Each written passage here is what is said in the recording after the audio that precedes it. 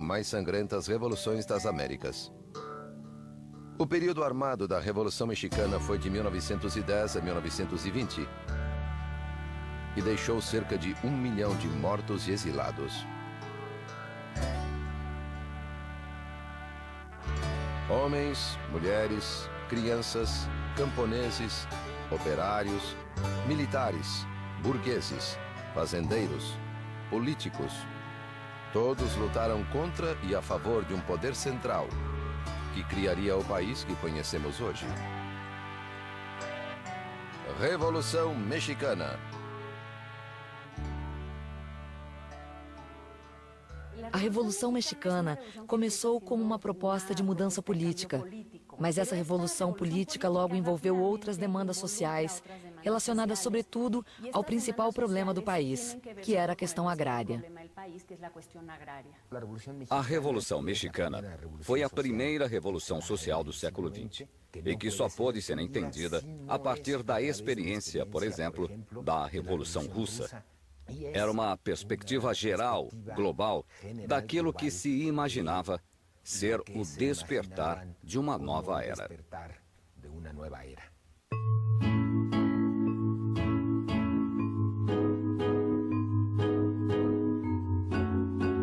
Algumas razões da Revolução residem no governo de Porfírio Díaz.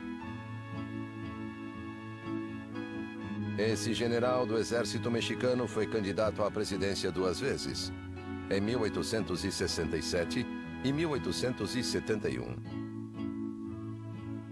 Derrotado em ambas as ocasiões por Benito Juárez, ele decidiu optar pela força.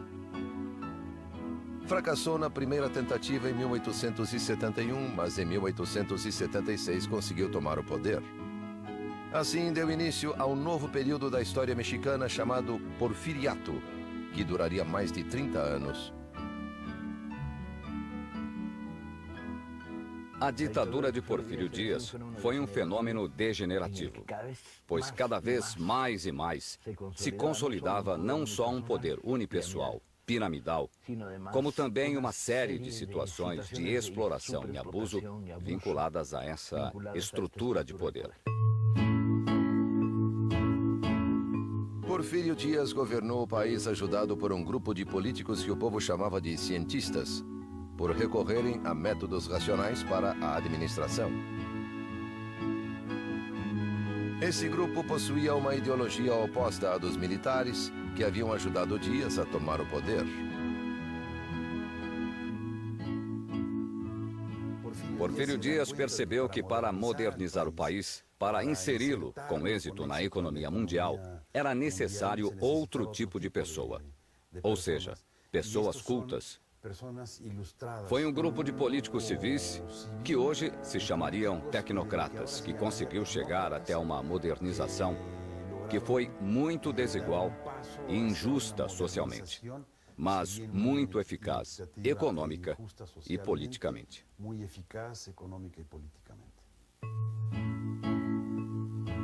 Em 1884, Porfírio Díaz modificou a Constituição para poder se reeleger e se perpetuar no poder. Depois disso, foi reeleito 7 vezes, todas com fraude eleitoral. Um sistema que se tornou rotineiro para o povo mexicano. O Porfiriato tratou de eliminar e controlar qualquer tipo de oposição política que surgisse no país. Porfírio Díaz concentrara em poucas mãos e em alguns poucos favoritos todo o poder econômico e todo o poder político. Ele conseguiu se manter no poder através de negociações com diferentes grupos e todos reconheciam Porfírio Díaz como seu dirigente.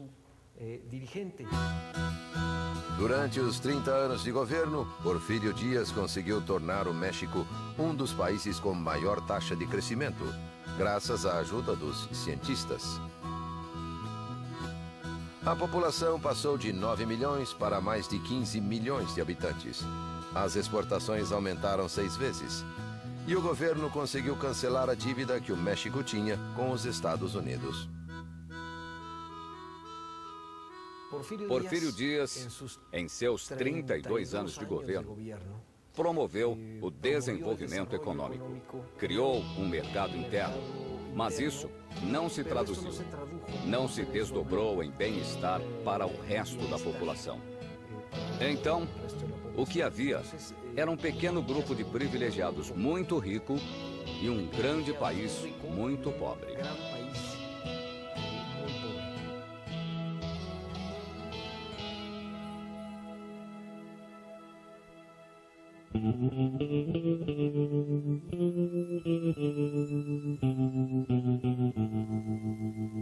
O país se dividia em regiões com qualidade diferenciada de crescimento.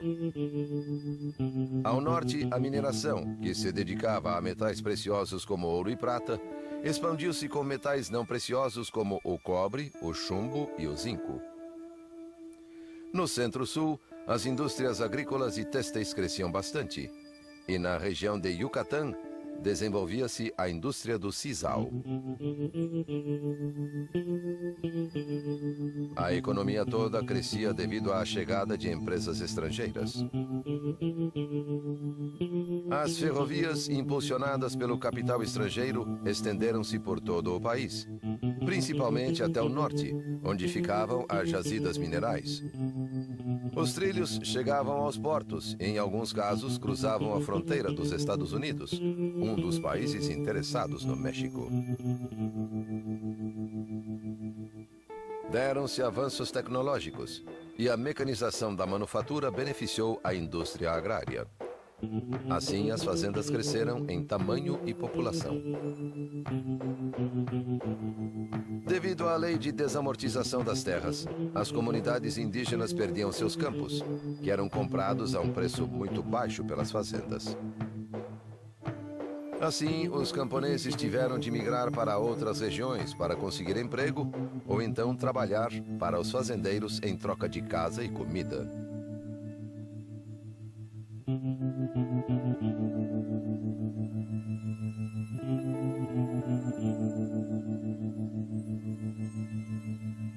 As fazendas criaram um tipo de relação com os camponeses que os mantinha amarrados à terra.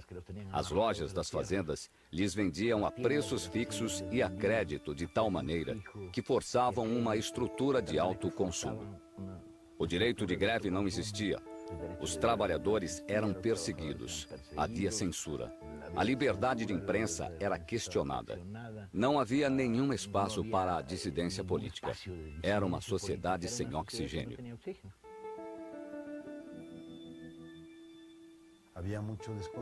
Havia muita insatisfação.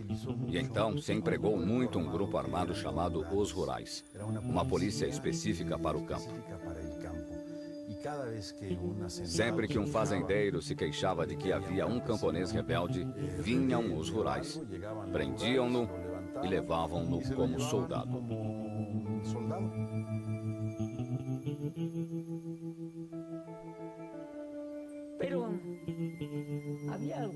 Mas havia algo mais. Meu pai morava dentro do que era a propriedade do fazendeiro. E quando nessa mesma fazenda acontecia de sumir alguma coisa, o padre dava ordem para buscar as pessoas. Convocava-as por meio do sino, para que se confessassem. Mas se o roubo era grave, então o que acontecia era que às 10 horas da noite, a polícia entrava na casa do suposto delinquente. Eles o enforcavam e o deixavam exposto em alguma árvore, à beira do caminho. Para que isso? Para intimidar, para que os demais não roubassem.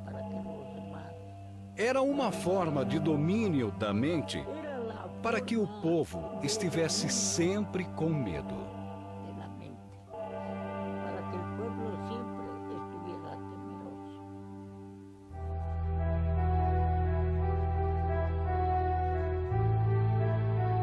Dessa forma, o país se polarizou entre uma classe trabalhadora dominada e uma classe rica e poderosa.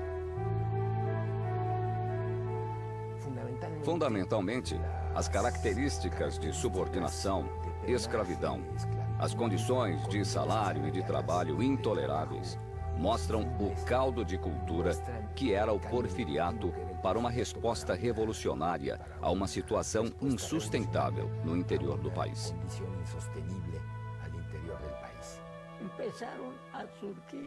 E começaram a surgir homens muito valentes.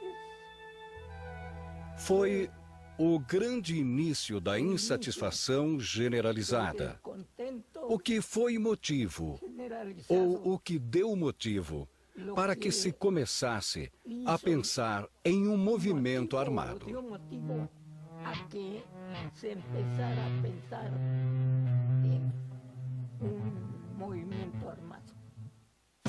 Se vangloriava de manter o México unido e em paz.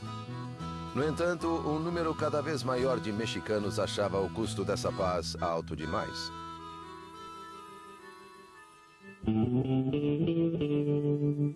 Os primeiros a passar da crítica à ação foram os irmãos Flores Magón, políticos e jornalistas naturais de Oaxaca. O início do século XX viu nascer neste país uma dissidência cada vez mais virulenta. No início, promovida pelos irmãos Flores Magón, e uma proposta revolucionária com grande conteúdo social que tinha base urbana, mas que foi derrotada. Foram as primeiras expressões armadas de uma intenção revolucionária que, nesse sentido, é considerada precursora. Mas, por viver no exílio, esse grupo teve impacto político e militar menor no México. Além disso, com a radicalização que sofreu, o grupo de Flores Magón perdeu muitos adeptos, muitos aliados que buscavam uma saída mais moderada para o México, uma saída basicamente eleitoral. Em 1908, o presidente Dias foi entrevistado por James Krillman, um prestigioso jornalista americano da Pearson's Magazine. Na entrevista, Dias reconhecia que o povo já estava pronto para eleger seus próprios governantes e que ele se retiraria após o término do mandato. Isso renovou as esperanças de todos que ansiavam por uma mudança. Tanto os camponeses quanto a elite nortista viam com maus olhos o governo do ditador, um governo centralizado que impunha seus governantes nos estados do país e não permitia a ascensão política de nenhuma classe. Os membros dissidentes das classes alta e média tentaram limitar a influência dos cientistas sobre Dias e propuseram Bernardo Reyes para a vice-presidência em 1910. Bernardo Reyes foi o militar mais importante do aparato de governo porfirista. No entanto, quando Porfírio Dias o elegeu como seu vice-presidente, ou seja, como seu herdeiro, um membro do grupo dos cientistas, os reístas, primeiro se indignaram, se desiludiram e converteram esse sentimento em uma luta de oposição dentro do regime. Com o passar do tempo, eles foram se radicalizando, até que em 1908, 1909, representavam a principal oposição ao governo de Porfírio Dias. Porém, o mais importante é que Reyes passou de seu principal aliado militar, o chefe nato do exército porfirista, e se converteu em um adversário eleitoral muito importante. Porfírio Dias, vendo o grande apoio que Reyes recebia da classe média, negou-se a aceitá-lo como candidato e o enviou em missão militar à Europa, um exílio disfarçado que Reyes podia aceitar ou recusar. Bernardo Reyes aceitou uma comissão que Porfírio Dias lhe impôs para estudar assuntos militares na Europa. Foi uma reação óbvia da parte de Porfírio Dias, pois temia equivocadamente que Reyes fosse seu principal inimigo, a maior ameaça.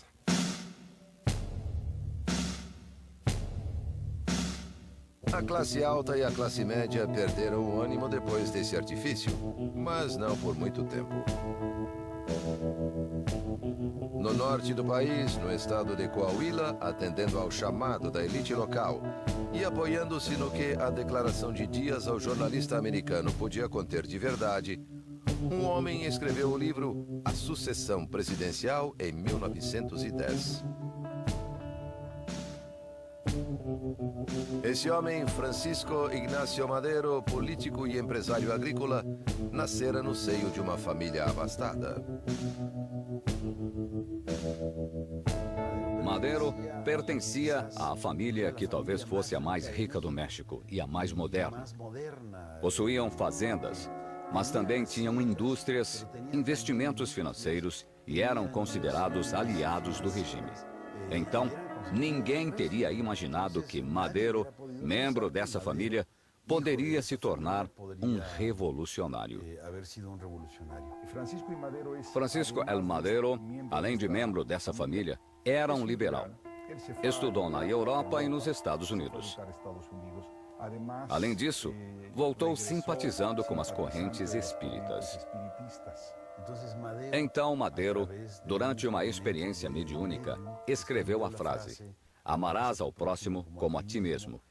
E em suas memórias, ele conta que nesse momento, ele compreendeu que devia se dedicar à política. Porque para que o povo mexicano pudesse evoluir espiritualmente, antes precisava ser livre. E para que fosse livre, era necessário democracia.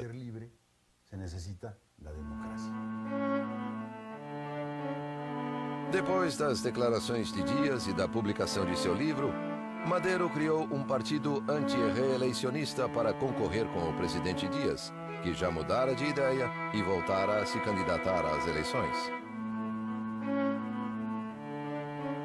O partido de Madero recebeu o apoio dos reístas desiludidos.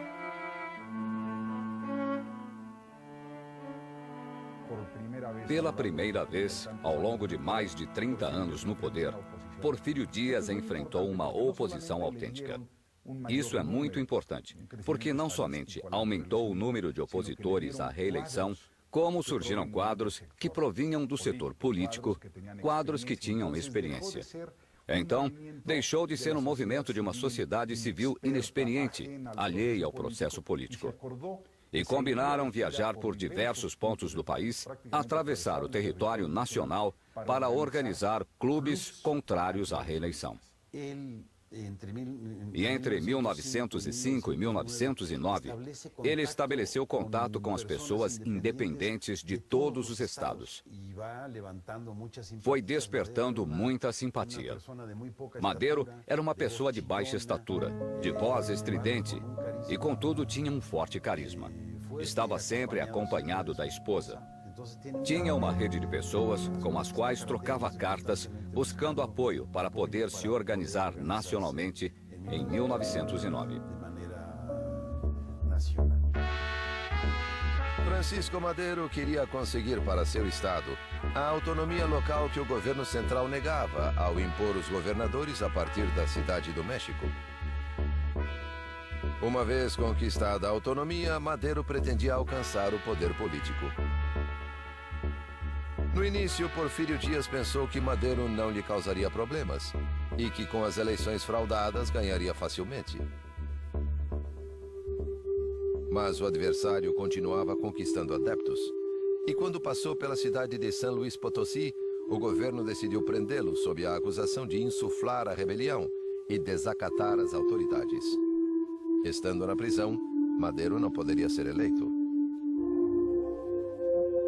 Madero permaneceu na prisão e se deu conta de que pacificamente, por meios legais, não conseguiria nada. E assim, Madero começou a pensar em como se rebelar.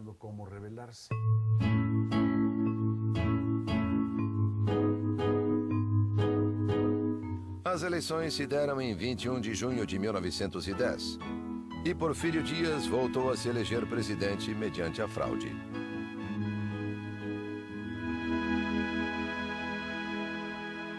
Essas eleições foram a prova de que não havia saída política e eleitoral contra a ditadura porfiriana. E eles optaram pelo caminho da insurreição.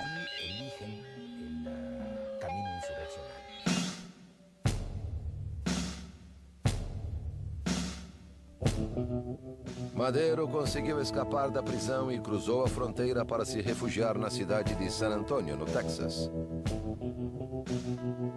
No exílio, uniu-se a vários líderes dos clubes anti-reeleicionistas que foram a seu encontro no Texas. Em seu esconderijo, elaborou o plano de San Luis Potosí. O plano de San Luis Potosí talvez seja o único plano revolucionário no mundo que fixou um dia preciso e uma hora exata para a revolução.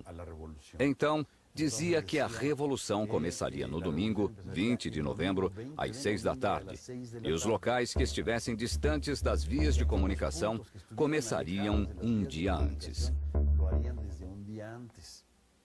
E, curiosamente, esse chamado à luta armada seria respondido não pelas regiões urbanas, pela classe média culta que estava desgastada politicamente pela derrota do magonismo, e sim foi respondido basicamente em centenas de pontos do país por dirigentes comunitários camponeses.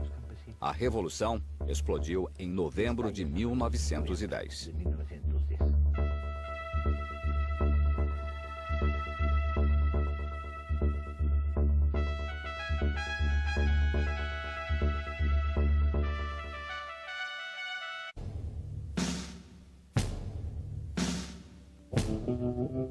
Desde a entrevista que Porfírio Dias concedera a Krillman, os ânimos no país haviam mudado. Após a fraude nas eleições de 1910, a esperança de que o ditador entregaria o poder pacificamente começou a se esvair.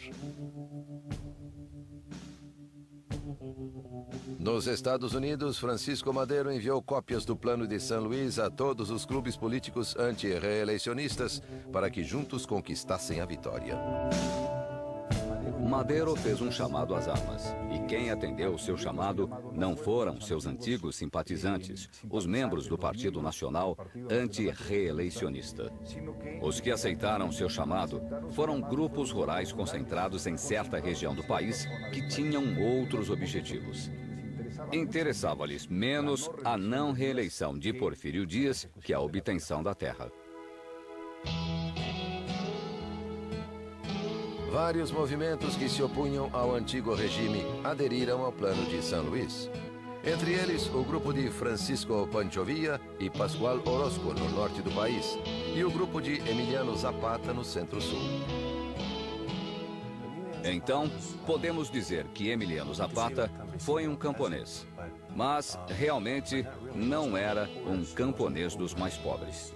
Ele era alguém que havia obtido algum sucesso, um rancheiro de classe média, e penso que isso o ajudou a se transformar em um líder. Ele também viajava bastante, transportava mercadorias entre diferentes povoados e tinha amplos contatos. Isso o ajudou quando começou a Revolução.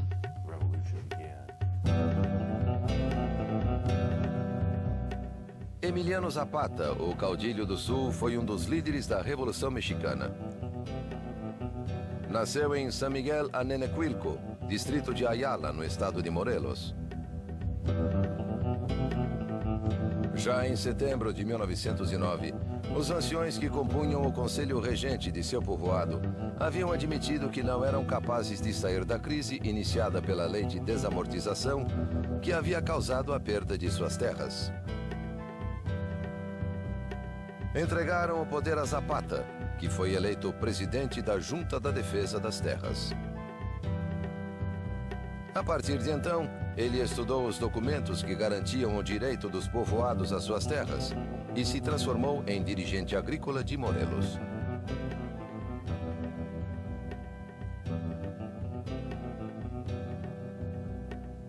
No zapatismo, tratam-se de povoados ancestrais, arraigados à terra, e que precisamente São movimentos armados pela defesa dessas terras que lhes foram usurpadas. Zapata queria que os povoados vivessem em paz. Como disse John Womack, Zapata fez uma revolução para que as coisas continuassem iguais, para que não se transformassem.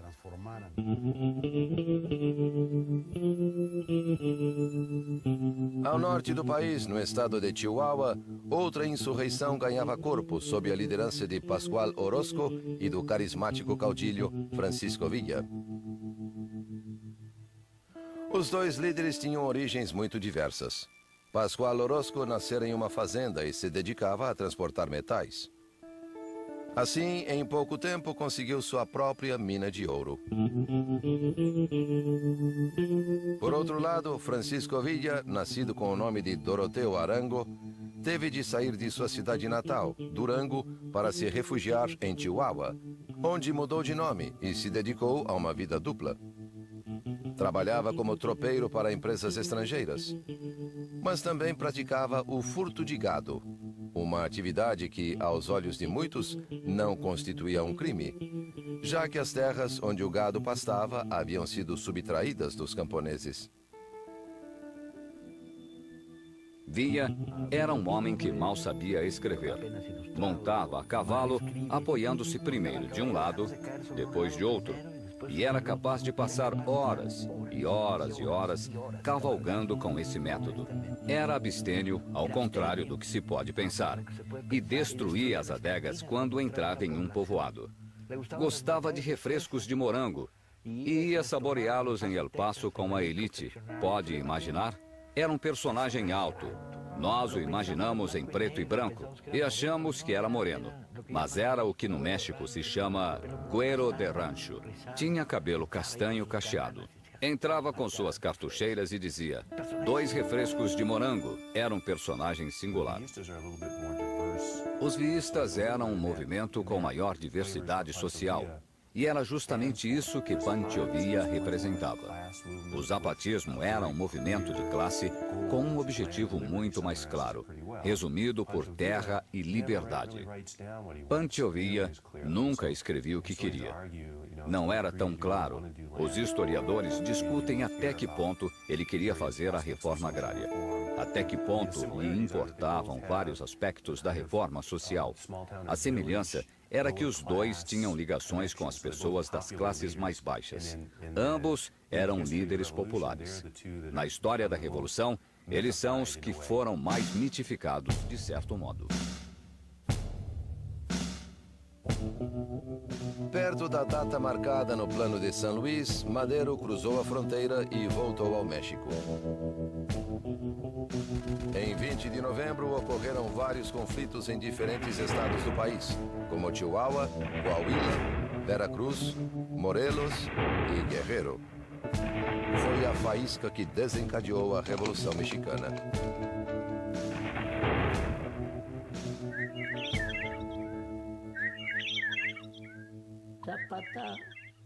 Zapata, devido ao lugar ou à região onde agia, preferia adotar táticas de guerrilha. Francisco Villa tinha toda uma divisão com muitos milhares de soldados e enfrentava o governo em grandes combates.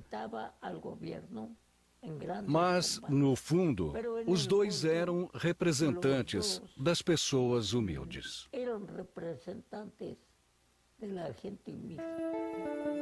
Conforme surgiam notícias de grupos revolucionários que tinham sucesso, a insatisfação social que existia tanto na classe baixa quanto na média, claro, e também boa parte da classe alta, começou a se manifestar, e elas foram se unindo. Y se fueron uniendo.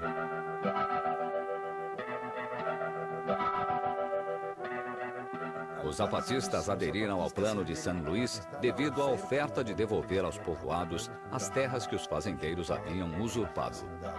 A recuperação das terras de que falava Madero, eles entendiam como uma demanda ancestral nascida com a conquista, uma matéria pendente havia 4 séculos e que era a reivindicação dos camponeses.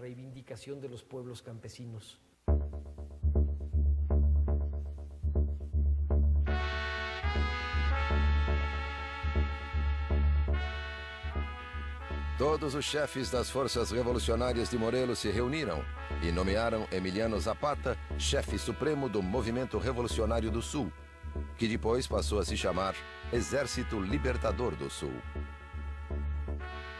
Assim, a figura e o poder de Zapata foram estabelecidos.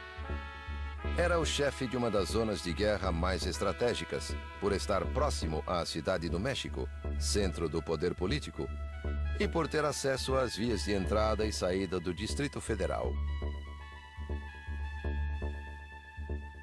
No norte do país, a insurreição ganhou força especialmente em Chihuahua, sob o comando de Villa e Orozco.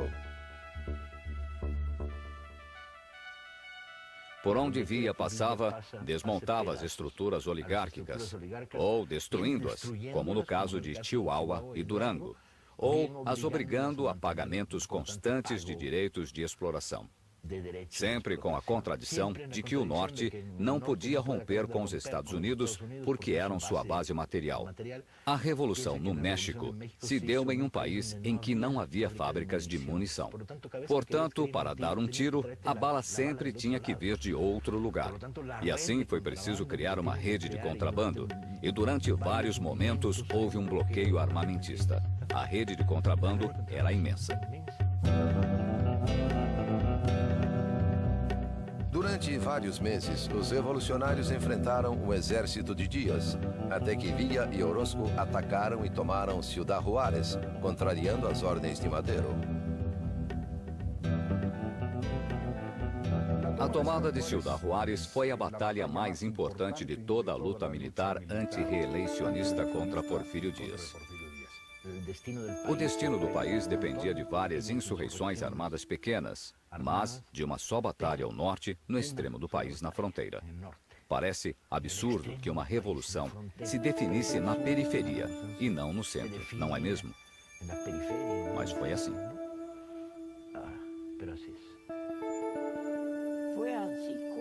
Foi assim que a revolução foi arregimentando pessoas, apesar da questão não muito clara do objetivo da revolução.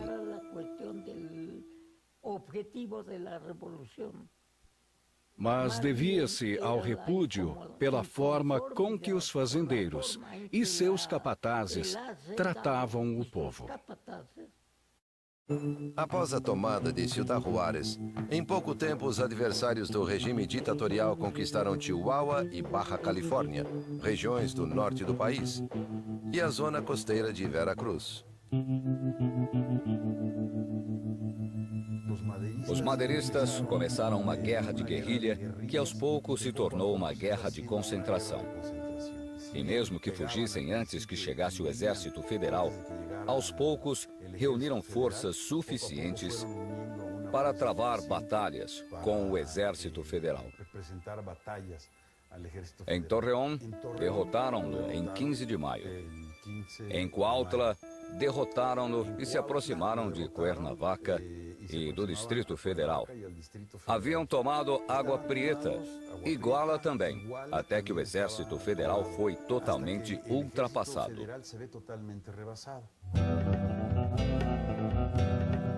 O ditador enviava cada vez mais exércitos para combater os sublevados. Mas os rebeldes contavam implicitamente com o apoio dos Estados Unidos, que enviavam tropas através da fronteira e barcos até os portos mexicanos para reforçar as leis de neutralidade. Porfírio Díaz convenceu-se de que não contava com o apoio norte-americano, que não contava com o apoio das classes altas do país, que não contava com um exército tão eficiente. E então, a possibilidade de renúncia tornou-se probabilidade. Em 21 de maio de 1911, em Ciudad Juárez, os madeiristas chegaram a um acordo com os representantes de Díaz, que viajaram para acabar com o conflito. A aposta política de Madero era que a revolução terminaria e que ele assumiria o poder presidencial com o lema do sufrágio efetivo da não reeleição. E com isso, daria início à vida política do México moderno.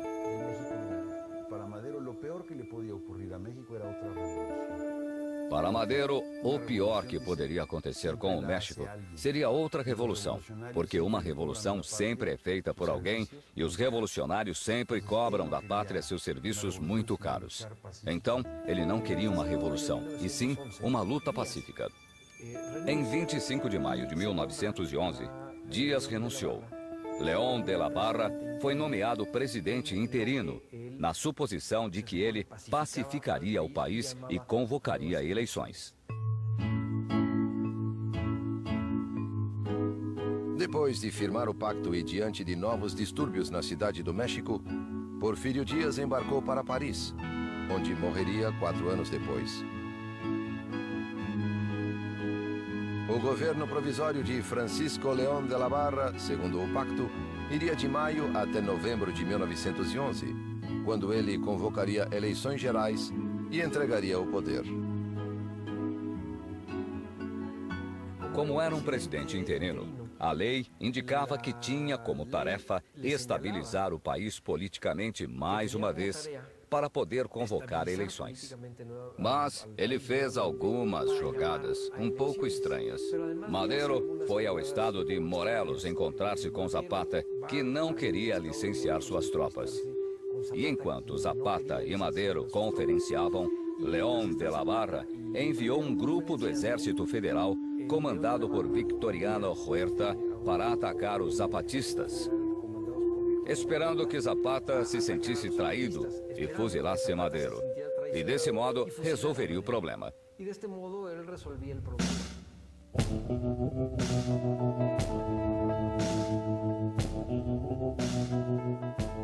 O Exército Federal, a mando de Victoriano Huerta, formou um cerco ao redor de Villa de Ayala, onde estavam os rebeldes. Emboscados, esperaram que Zapata se rendesse e depusesse as armas, como pedia Madero. O combate teve início às 3 da tarde e prosseguiu até o anoitecer, quando Zapata bateu em retirada. De la Barra, que representava o antigo regime, fez com que Zapata desconfiasse de Madero. Mas também é preciso reconhecer que agiu institucionalmente. Organizou as eleições em que Madero arrasou, reconheceu a vitória de Madero e se submeteu à legalidade e à institucionalidade. Nas primeiras eleições depois do porfiriato, Madero praticamente não teve oposição e foi eleito presidente por uma maioria esmagadora, enquanto Pino Suárez foi o vice-presidente eleito. Em 6 de novembro de 1911, Francisco Madero tomou posse da presidência da República.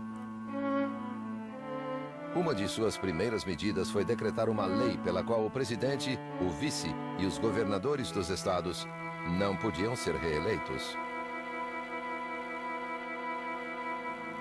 Então, a política de Madero, embora contrariando seus conselheiros, era abrir completamente, abrir-se totalmente para as liberdades cívicas. Era um governo muito criticado, um governo o tempo todo impugnado, ridicularizado pelas caricaturas políticas. E ele permitia. E isso causou muitos problemas do ponto de vista simbólico, porque sua presidência começou realmente a perder força. O governo de Madero sofria o assédio da imprensa, da oposição legislativa e da permanente conspiração dos porfiristas, que com seus cargos no governo e seu poder econômico faziam oposição ao presidente. Madero recebia, por um lado, as queixas dos fazendeiros contra os camponeses, que chamavam de usurpadores.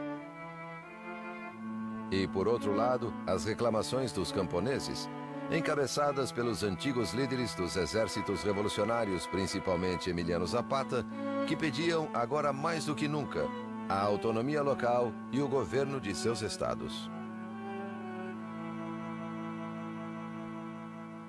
Zapata estava convencido de que, se o presidente quisesse, teria devolvido aos povoados as terras que haviam perdido para as fazendas, para os fazendeiros. No entanto, Madero disse a Zapata que a questão precisava passar por um processo legal. Não podia ser da noite para o dia, nem por um ato de autoridade justamente ditatorial, ignorando as leis. Não era isso que Madero propunha. Bem, Madero queria que Zapata entregasse as armas. Mas que mudança oferecia? Que mudança estava realizando? Então Zapata e seus homens subiram as montanhas do estado de Puebla. E foi lá que eles elaboraram o Plano de Ayala.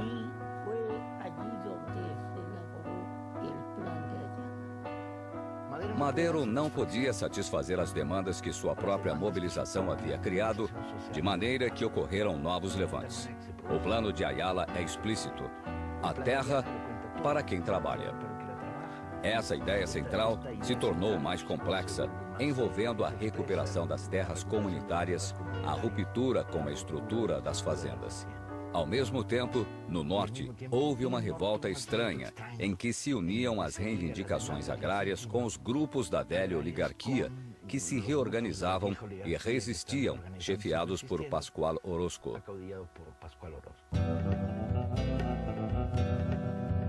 Acossado pelas forças de Zapata ao sul e por Pascual Orozco ao norte, Madero lançou mão do último recurso que lhe restava: o Exército Federal. Sob o comando do general Victoriano Huerta, as tropas federais se mobilizaram para reprimir os insurgentes. No entanto, o golpe de misericórdia ao governo maderista não viria dos rebeldes que se negavam a depor as armas, mas do próprio Exército Federal. A segunda fase da contra-revolução foi um golpe militar na Cidade do México, chefiado pelo que restara do exército porfirista que não fora tocado por Madero. Porque logo que tomou o poder, Madero negociou e deixou o exército como estava. E assim se deu um violento golpe de Estado. Entre 9 e 18 de fevereiro de 1913, a Cidade do México foi palco de sangrentos combates que deixaram centenas de mortos. Esses episódios ficaram conhecidos como a Dezena Trágica.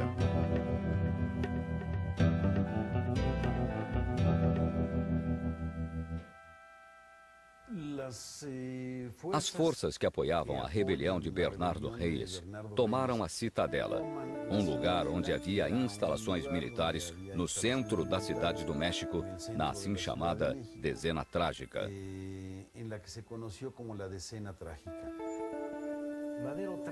Madero tratou de sitiá-los e entregou o comando das tropas da cidade ao general Victoriano Huerta.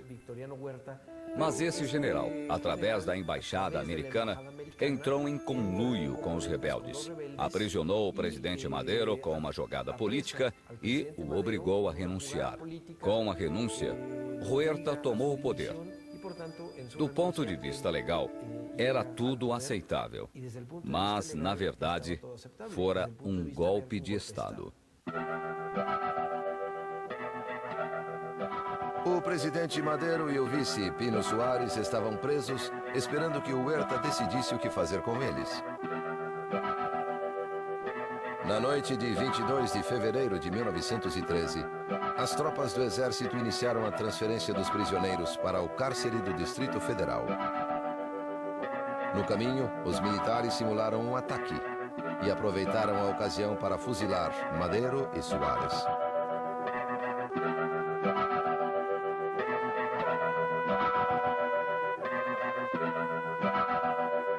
A Cidade do México e a imprensa celebraram esse assassinato planejado por Huerta, o novo presidente da nação.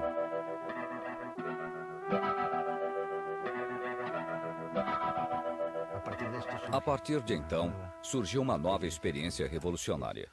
Implantou-se a ditadura de Huerta na Cidade do México.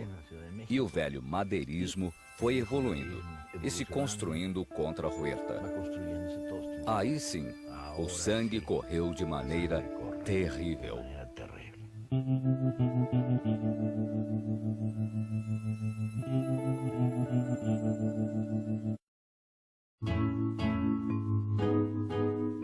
medida que foi ganhando forma, o governo de Victoriano Huerta mostrou que sua política era igual à do antigo regime de Porfírio Dias em termos econômicos e agrários. Huerta pediu empréstimos ao exterior, mas em vez de usá-los para impulsionar a economia do país, que estava em queda desde o início da Revolução, grande parte desse capital foi destinada ao exército, para aumentar seu poderio e assim enfrentar as rebeliões que se anunciavam.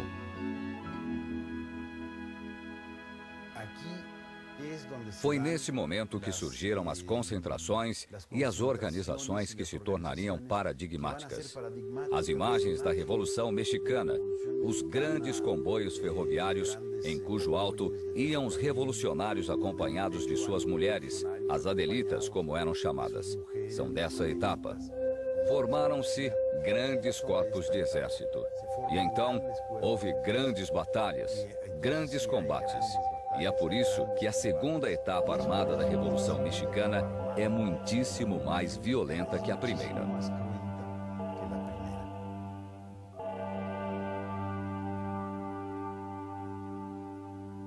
Foi quando surgiram as figuras que seriam chave nesse processo revolucionário.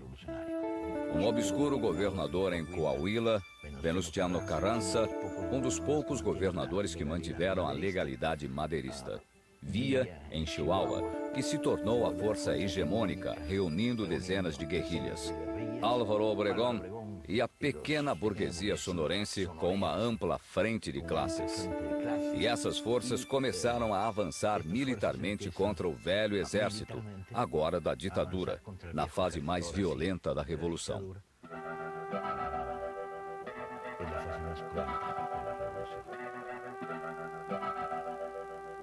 Conforme esses exércitos avançavam para o centro do país, eles expulsavam os políticos huertistas dos estados.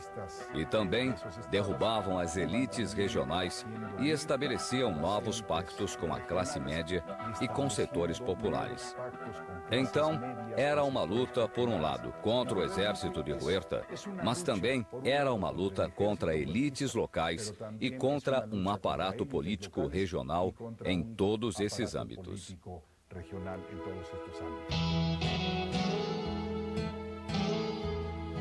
Victoriano Huerta teve de enfrentar graves problemas militares, como a oposição zapatista no sul e as milícias de Francisco Villa em Chihuahua.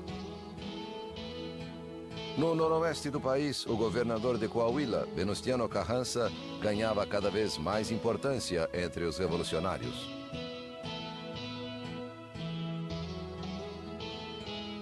Venustiano Carranza era membro da elite política local de Coahuila. Foi um dos muitos reístas que se desiludiram com Porfírio Dias e que o enfrentaram. E isso dá uma importante característica à Revolução Mexicana. Não podemos pensar que a Revolução Mexicana foi uma luta estritamente popular, unicamente com bases camponesas. Não. É preciso entender o que a Revolução Mexicana teve desde o início. Muitos líderes, como Madero e Venustiano Carranza. Muitos líderes da classe alta ou da classe média vinculados às elites econômicas ou com as elites políticas.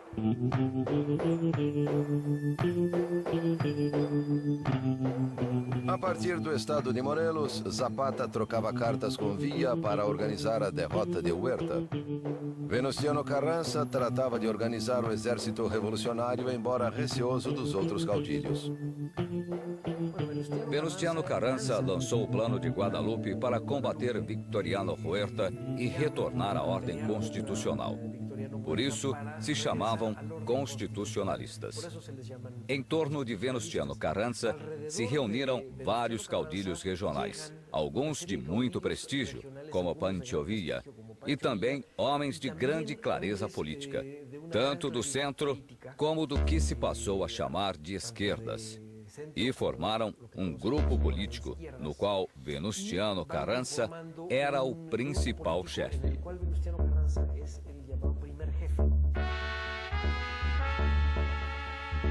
Carranza conseguiu atrair Villa para suas fileiras, apesar do caráter rebelde e insubmisso do líder nortista. Zapata, por sua vez, nunca reconheceu Carranza e continuou a travar sua luta contra Huerta no sul. Enquanto a atividade zapatista afetava diretamente a cidade do México, no norte os constitucionalistas conseguiam importantes vitórias contra Huerta e avançavam para o centro do país. Os constitucionalistas de Carranza contavam com o apoio de outro ator político fundamental na região, os Estados Unidos da América.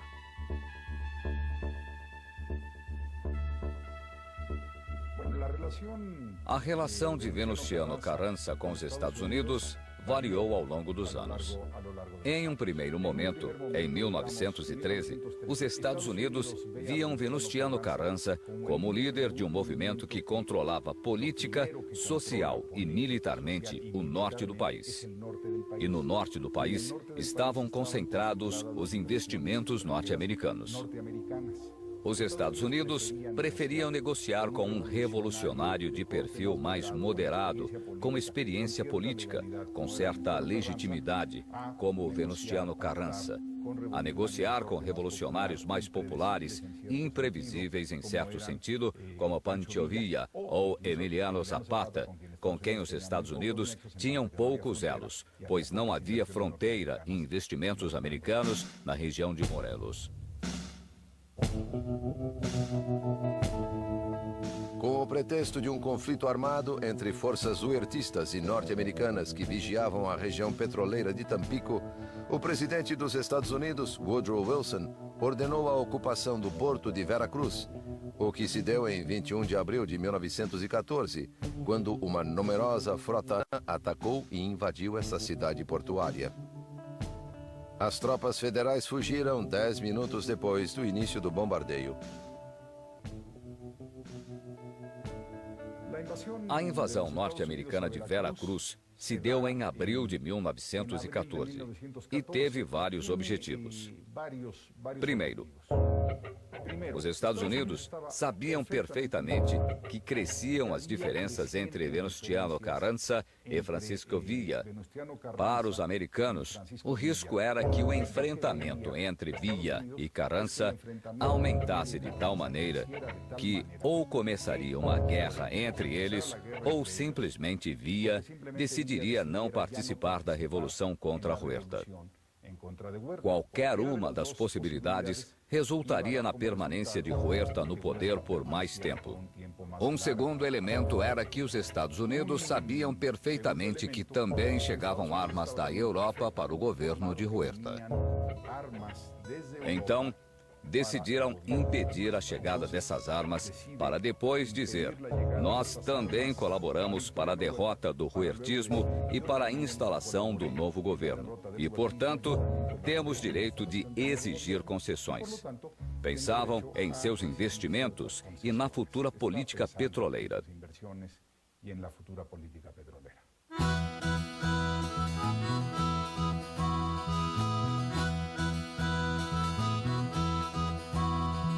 A política agrária de Emiliano Zapata continuava viva em Morelos, pois não havia sido sufocada pela repressão exercida pelo poder central.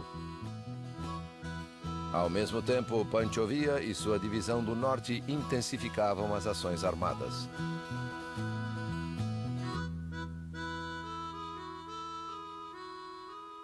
Os exércitos constitucionalistas marcharam sobre a cidade do México a partir de 3 rotas. Uma vinha do noroeste de Sonora, Sinaloa, descia pela costa do Pacífico e mais ou menos em Jalisco, dobrava-se e avançava para o centro do país. Outro exército muito importante, o constitucionalista do noroeste, avançou pela zona de Nuevo León, Tamaulipas e entrou no centro do país via San Luis Potosí. E havia uma terceira força muito importante que, digamos, desceu pelo centro, por Chihuahua, Durango, Coahuila, Zacatecas e de lá dirigiu-se à cidade do México. Esse último grupo era liderado por Francisco Villa. Venustiano Carranza não queria que a cidade do México fosse tomada por um exército que formalmente era constitucionalista, mas que tinha uma liderança e um contingente muito mais popular que era viísta. A tomada de Zacatecas foi o que causou o início do rompimento entre o senhor Carranza e o general Villa, Os generais do senhor Carranza fracassaram algumas vezes em tomá-la. Quando Villa surgiu como chefe da divisão do Norte e quis tomar Zacatecas, o senhor Carranza o impediu de todas as maneiras possíveis para não compartilhar a glória, digamos assim. Mas Villa planejou a tomada para abastecer seus trens de carvão, armas e tudo de que precisava, e tomou Zacatecas. Acho que foi uma das tomadas mais importantes, pois quebrou a espinha dorsal do Exército Federal.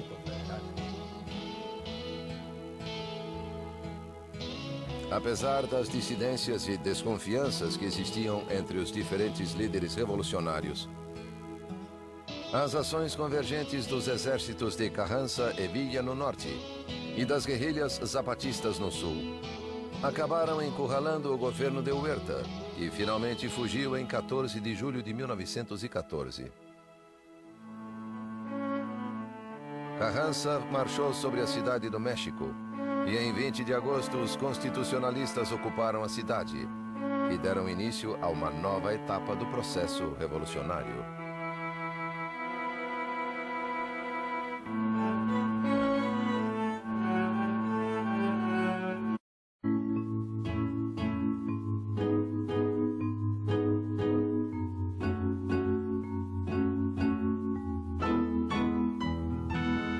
Em 20 de agosto de 1914, Venustiano Carranza entrou na capital do país e assumiu a presidência provisória da República.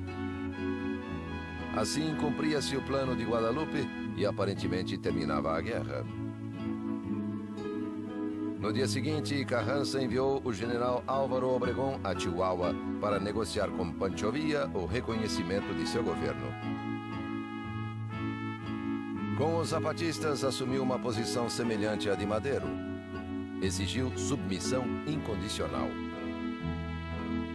O Exército Libertador do Sul, por sua vez, reafirmou sua bandeira de luta, o Plano de Ayala, segundo o qual uma convenção de chefes revolucionários de todo o país devia eleger o governo provisório da República. A posição de Villa e Zapata era uma ofensa para Carranza e já anunciava os conflitos futuros. É uma guerra típica de todos os processos revolucionários da história. Primeiro, todos esses exércitos se aliaram para vencer um inimigo comum, que era o antigo regime. Uma vez derrotado o antigo regime, ou seja, o governo de Victoriano Huerta, sobreveio uma guerra que era previsível, que era a guerra entre os exércitos revolucionários, antes aliados, para que cada um deles tentasse impor seu modelo revolucionário. O modelo de Villa, o de Zapata, que se aliaram temporariamente, e o modelo de Venustiano Carranza. Em outubro de 1914, Carranza tentou realizar uma convenção de líderes revolucionários na cidade do México. Mas Villa e Zapata se negaram a participar, pois a reunião seria na capital, controlada pelas forças de Carranza, que aceitou então transferir a convenção para a cidade de Águas Calientes. Zapata não reconheceu a soberania da Assembleia e exigiu que Carranza renunciasse ao poder executivo. Enviou uma comissão para Águas Calientes, mas sem o caráter de delegados.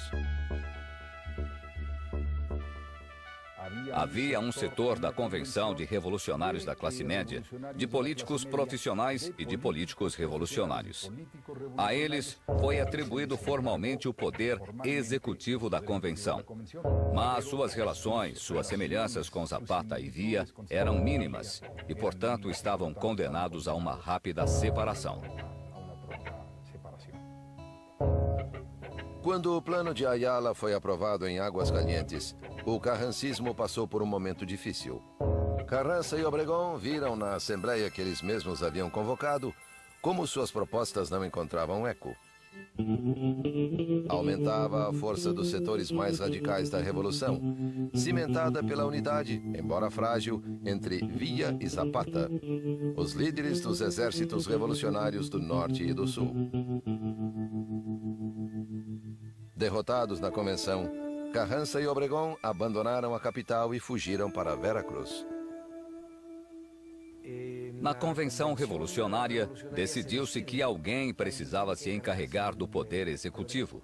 E Eulálio Gutierrez era o personagem capaz de aglutinar e negociar com ambos os grupos, permitindo que os dois caudilhos se retirassem com suas tropas. Na verdade, quem tinha o poder político eram ambos, Villa e Zapata. Eulálio Gutierrez tinha um poder muito limitado, que impediu que seu governo fosse aceito.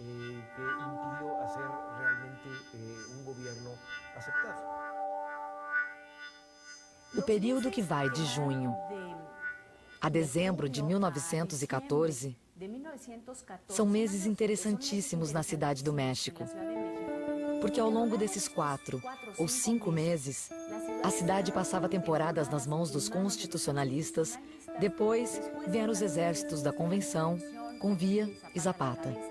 Não havia uma autoridade organizada na cidade.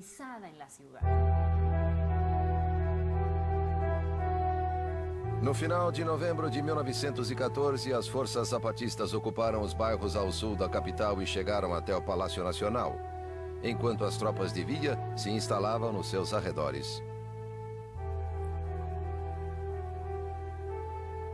Pancho Villa enviou uma carta a Zapata dizendo: "Não entrarei na capital da República com as forças sob meu comando, se não tiver o prazer de fazê-lo a seu lado. Pois quero que todos vejam que estamos unidos fraternalmente e dispostos a fazer todo tipo de esforços e sacrifícios para o bem-estar e tranquilidade de nossa pátria, pela qual temos lutado tanto, você nas montanhas do sul e eu nas estepes do norte."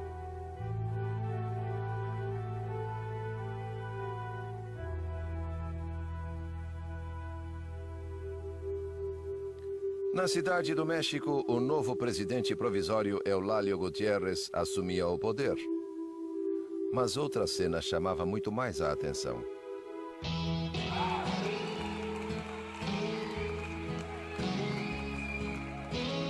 O povo da capital recebeu o general Francisco Villa e deram vivas quando pela estrada de Cuernavaca surgiu a comitiva do general Emiliano Zapata. A guarda do Exército Libertador não conseguia conter o turbilhão humano. Todos queriam se aproximar dos chefes rebeldes e apertar suas mãos.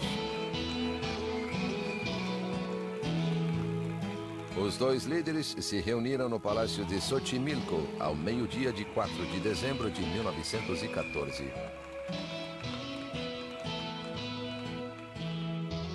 As alianças entre Zapata e Villa e suas brigas com outros políticos da classe média na Convenção são facilmente explicáveis. Eles reconheciam que eram inexperientes em política.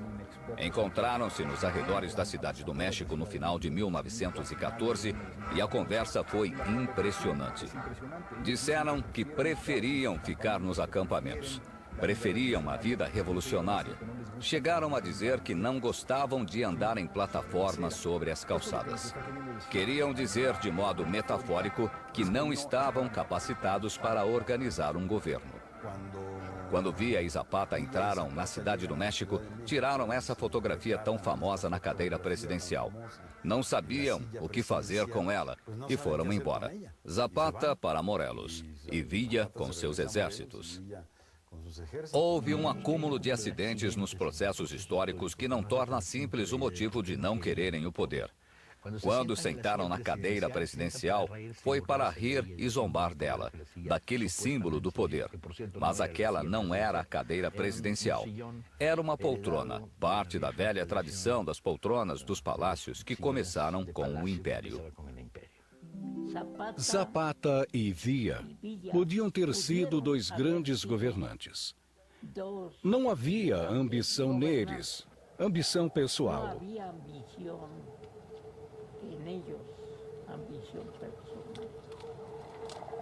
Mas, infelizmente, tampouco havia uma visão política.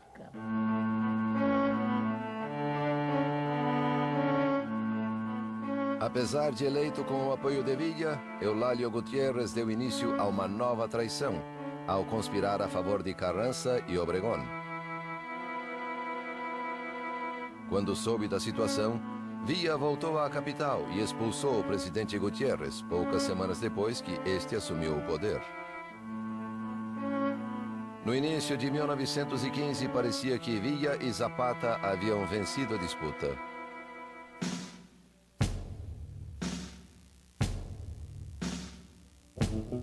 Mas Carranza e Obregón não estavam derrotados.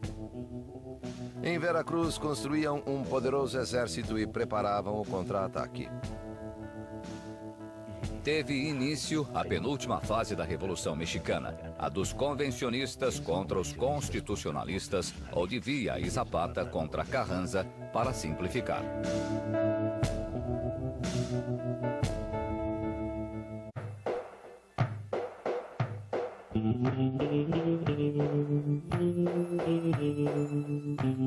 Após a fuga do presidente provisório Eulálio Gutiérrez em janeiro de 1915, os partidários de Villa tomaram o poder na cidade do México. Tudo indicava que o destino da revolução estava nas mãos de Villa e Zapata. Parecia que Pancho Villa e Emiliano Zapata haviam vencido a guerra e controlavam o país, quando, na verdade, Venustiano Carranza, em Veracruz, começava um esforço de guerra em que a política tinha um papel central e começou a se cercar de aliados de maneira que os exércitos populares ficaram divididos. Pancho Villa no norte, Emiliano Zapata no sul, e o controle das regiões produtivas mais importantes era conquistado por Carranza, até restar aos outros dois líderes apenas grupos guerrilheiros.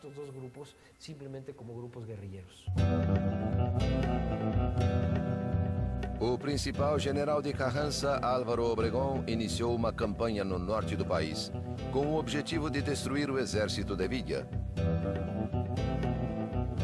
As operações militares duraram meses e trouxeram consequências nefastas para a população, que suportava 5 anos de guerras contínuas. Com o passar do tempo, deixaram de produzir. A indústria açucareira estava destruída. O nível de produção caiu profundamente. A população também caiu, mas não tão rápido. Houve, na época, escassez de alimentos. Os soldados de Carranza chegavam aos povoados e queimavam as reservas de milho ou assassinavam as pessoas.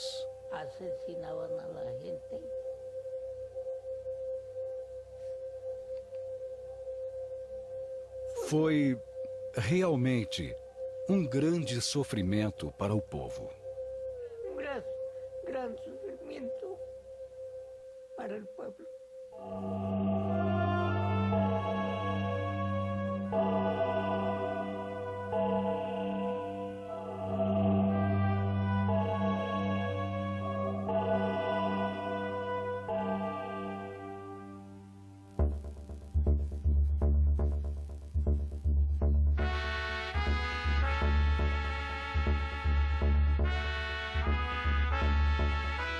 O presidente dos Estados Unidos, Woodrow Wilson, pediu aos revolucionários que fizessem as pazes em nome do povo mexicano. Villa aceitou imediatamente o chamado à reconciliação. Mas agora os carrancistas tinham mais motivos para continuar lutando. Seu exército chegava a 100 mil homens, superando em número os 40 mil villistas e os 20 mil zapatistas que continuavam a lutar. Entre abril e julho de 1915, o exército de Carranza derrotou o de Villa em Celaya, Guanajuato, León e Águas Calientes. Aqui, em Água Prieta, em Sonora, na fronteira com o Arizona, o governo americano permitiu o transporte de tropas federais para combater o general Villa em Água Prieta. Do lado americano, lançavam refletores para o lado mexicano, de onde vinham as forças de Villa, e foi uma derrota total. Houve uma grande hostilidade contra o general Villa, porque o estavam atrapalhando. Estavam contra ele. Os americanos mudaram.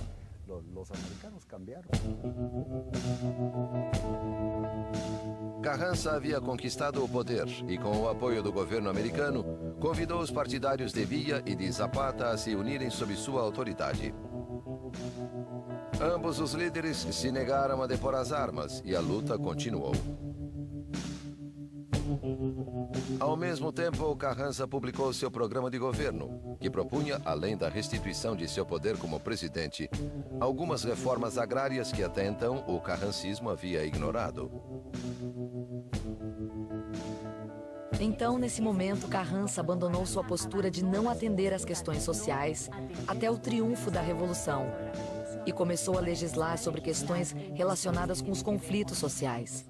Em 6 de janeiro de 1915, Carranza aprovou a primeira lei que atendia à questão agrária e, com isso, começou a se apossar das bandeiras do zapatismo. Então, Carranza não só atendia à questão agrária, como também tinha uma política de Estado, coisa que Zapata não tinha. Ele tinha uma proposta agrária, mas não um projeto de Estado. O governo dos Estados Unidos convocou uma reunião pan-americana com representantes de Argentina, Brasil, Chile, Bolívia, Guatemala e Uruguai para tentar resolver o conflito mexicano. Em 9 de outubro de 1915, os representantes dos países americanos concluíram que o partido de Carranza era o único que possuía os elementos essenciais para ser reconhecido como o governo efetivo do México. Com essa legitimação internacional, o governo de Carranza era sancionado, enquanto os exércitos de Villa e Zapata eram reduzidos nominalmente a simples rebeldes. Carranza chegou ao poder efetivamente em 1915 porque suas forças conseguiram vencer Pancho Villa nas grandes batalhas que decidiram a Revolução. Zapata não ajudou em nada. Houve muita discussão sobre de quem era a culpa. Villa não enviou armas e Zapata não lutou. As razões da vitória de Carranza são múltiplas e complexas: políticas, econômicas, sociais e militares. Carranza programou as atividades de seu exército. Primeiro disse: vamos vencer o villismo, que é o grande inimigo em termos militares, e deixemos os zapatistas para uma segunda etapa. Carranza contava com pelo menos 2 ou 3 exércitos. Villa apenas com sua divisão do norte, que ele considerava indivisível. Então, quando Villa foi obrigado a lutar em várias frentes, a eficiência militar de seu exército desmoronou. Carranza chegou ao poder porque Villa e Zapata não cooperaram devido à ajuda americana e porque tinha um general melhor. O melhor líder militar não era Carranza, e sim o general Obregón, porque sempre lia sobre estratégia. Era um homem mais culto. Ele gostava de aplicar as táticas da Primeira Guerra Mundial. Mas outro aspecto importante da abordagem de Carranza e Obregón era a habilidade de construir alianças. Eram mais hábeis que Zapata e que Villa.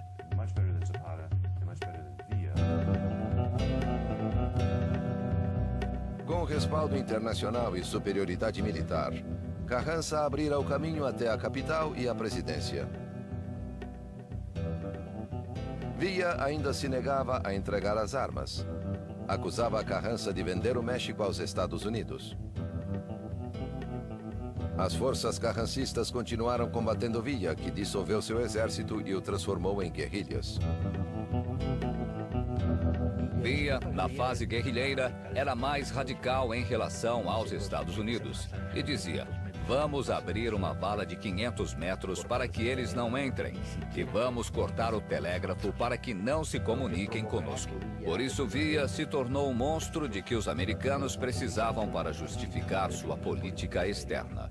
Foi então que surgiram os cartazes com recompensas: Villa, vivo ou morto. E em todo esse processo foi se construindo a história da Revolução Mexicana, a versão dos vencedores e dos vencidos.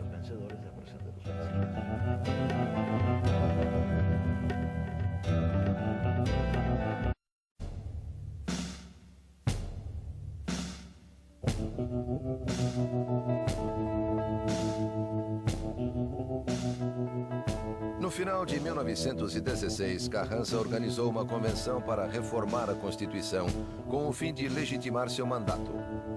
Os legisladores também queriam terminar com as brigas entre as diferentes facções revolucionárias, para que não continuassem a cobrar a vida de grandes protagonistas da Revolução Mexicana.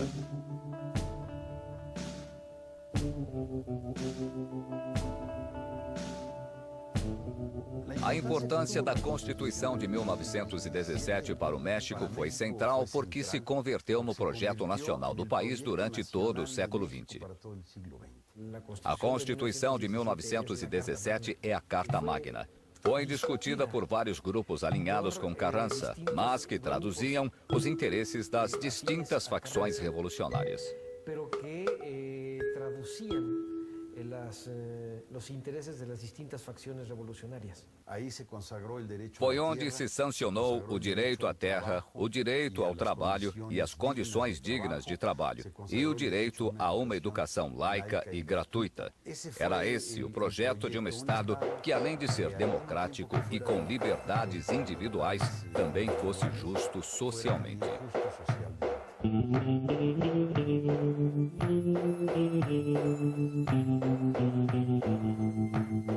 Promulgada a nova Constituição, Carranza convocou eleições e saiu vencedor. Em 1º de maio de 1917, prestou juramento como o novo presidente.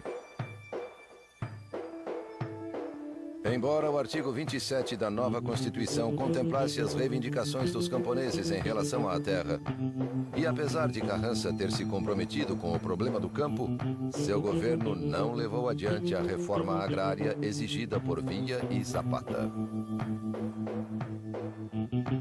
Durante seu mandato, Carranza devolveu mais terras aos fazendeiros do que aos camponeses. Por isso, Villa e Zapata continuaram sua luta de guerrilha contra o poder central, embora em condições cada vez mais desfavoráveis.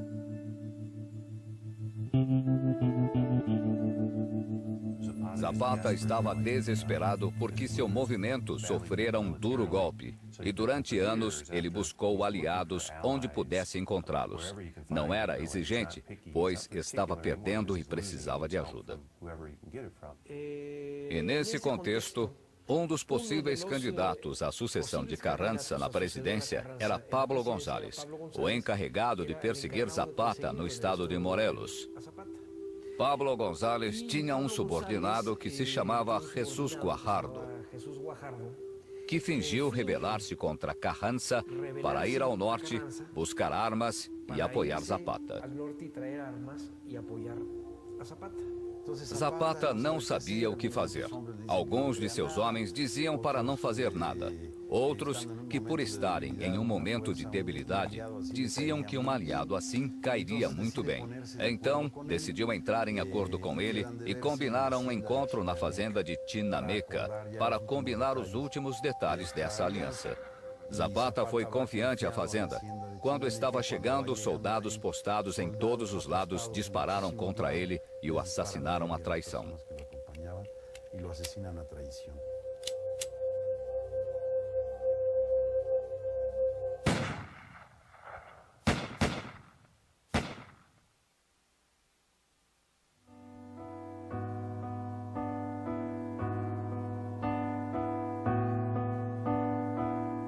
Emiliano Zapata encontrou a morte no dia 10 de abril de 1919, nesta fazenda em Morelos. Seu corpo foi transferido para a cidade do México e exibido pelo governo de Carranza como troféu de guerra. Muitos se negaram a acreditar que Zapata havia morrido, e assim nasceu o mito do Caudilho do Sul.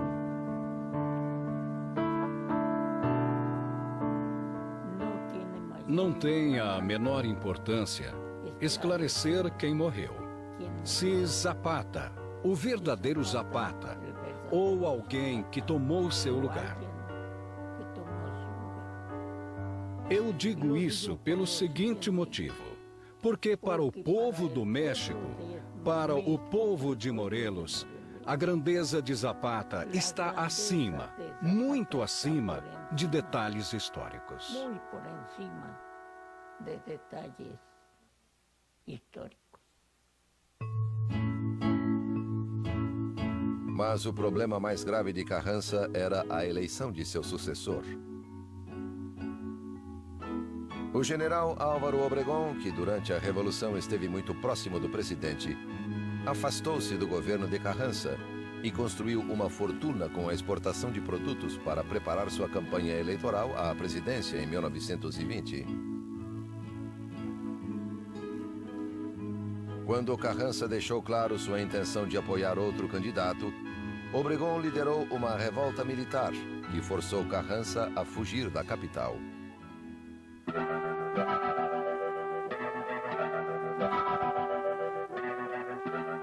Em 21 de maio de 1920, os rebeldes encontraram Carranza em uma localidade do estado de Puebla e o mataram.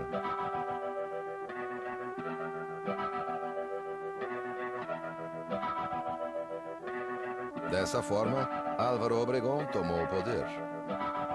Um dos apoios cruciais que recebeu para chegar ao governo foi dos sobreviventes do exército zapatista.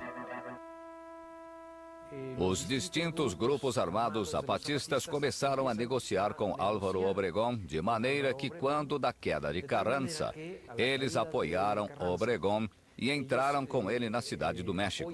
E o presidente Obregón aceitou o discurso zapatista como parte do discurso de seu governo revolucionário. Aproveitou-se de Emiliano Zapata ser um dos mártires da Revolução, um dos homens mais puros da Revolução. Es uno de los hombres más puros de la revolución.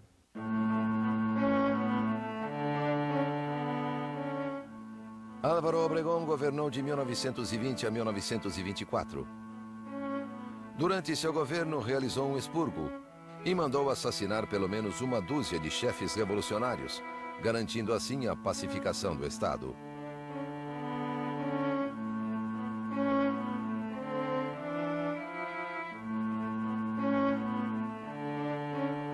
Junto a seu futuro sucessor, Plutarco Elías Calles, Obregón começou a tramar a eliminação do último grande líder revolucionário, Pancho Villa, o caudilho do norte, que já havia abandonado as armas.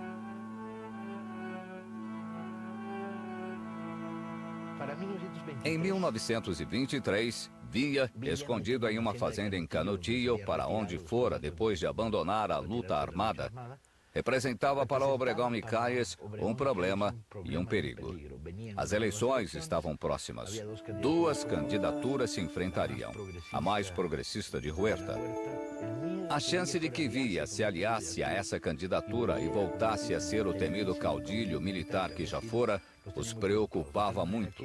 Então, um complô surgido desde baixo foi adotado e encoberto desde cima. Quem lhe arranjou problemas foi a imprensa. Perguntaram se apoiava algum partido. Ele gostava de Adolfo de la Huerta. E ele disse, gosto de Fito, porque é um bom rapaz. E assim cometeu um erro fatal. Eles não achavam que Pancho Villa estivesse morto ou acabado, e sim que tinha poder para erguer 20 mil homens em armas. Esse foi o pretexto para planejar sua morte. Para planear su muerte, ¿verdad?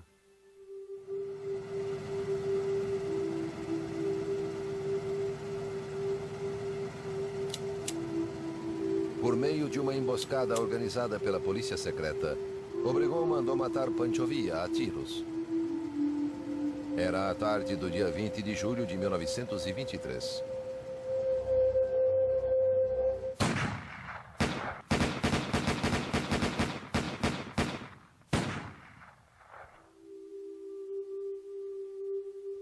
Quando Villa saía da cidade de Parral, próximo a Canutillo, desferiram 150 tiros no carro em que viajava. Usaram rifles de alto calibre e balas explosivas que só o exército tinha. Os 9 assassinos, cujos nomes depois foram conhecidos, eram pistoleiros e rancheiros. Mas por trás do complô havia um segundo grupo, o dos ricos de Parral, e por trás desses um terceiro grupo com o qual Calles estava envolvido.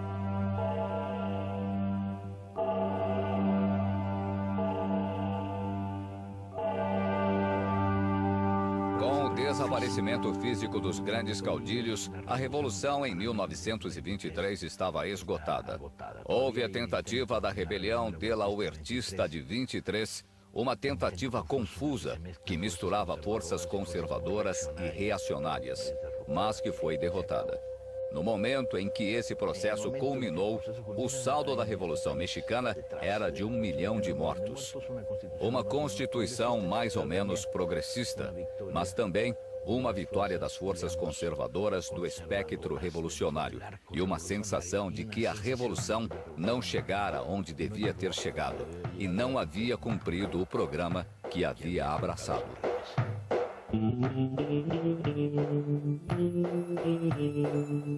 Com os mandatários posteriores, a Revolução entrou em sua etapa de institucionalização. O partido oficial do governo, que em 1946 ganhou o nome de Partido Revolucionário Institucional, seria o encarregado de reorganizar o país, monopolizando o poder até o ano 2000. Durante todo o período revolucionário, nenhum dos que alcançaram a presidência, nem Madero, nem Carranza, nem Obregón, nem seu sucessor, Calles, dedicou-se verdadeiramente a implantar a reforma agrária. Até que na década de 30, o general Lázaro Cárdenas promoveu em sua presidência a maior divisão de terras ocorrida no México desde o início da Revolução.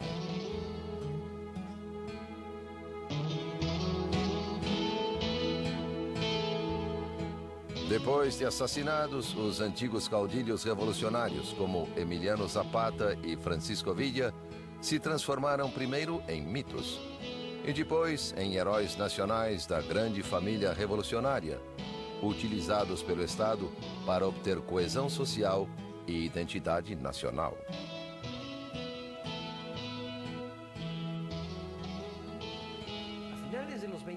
No final dos anos 20 e começo dos anos 30, o cinema mexicano, a literatura e o romance mexicanos começaram a criar uma imagem do viísmo um tanto idealizada.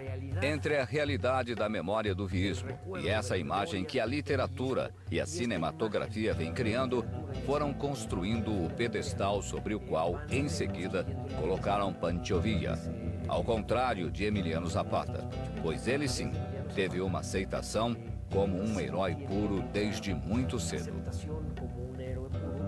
Desde 1923, um mito popular vem sendo construído de uma tradição surpreendente e de uma intensidade enorme. Esse mito popular diz: perdemos Zapata e Villa, que eram nossos líderes. A revolução não terminou.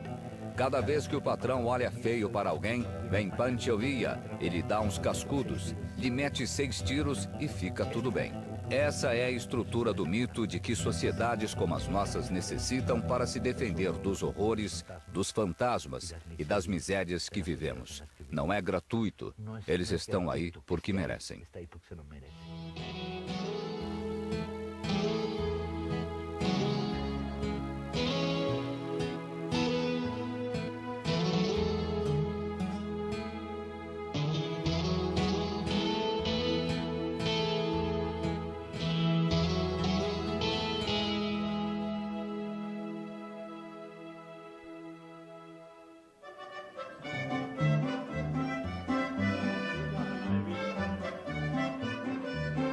A etapa armada da Revolução durou quase 10 anos.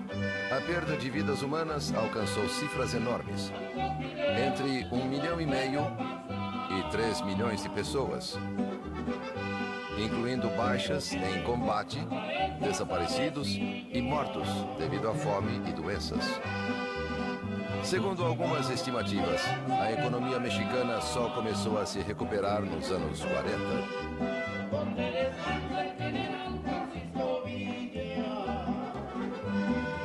No fim dos anos 20, a Revolução se institucionalizou. O Partido Revolucionário Oficial, o PNR, depois chamado PRM, finalmente PRI, transformou-se em uma verdadeira máquina eleitoral. Na verdade, tratava-se de um sistema partidário único. A possibilidade de ter eleições limpas, uma das principais bandeiras revolucionárias desde a época de Madero, transformou-se em realidade apenas no ano 2000.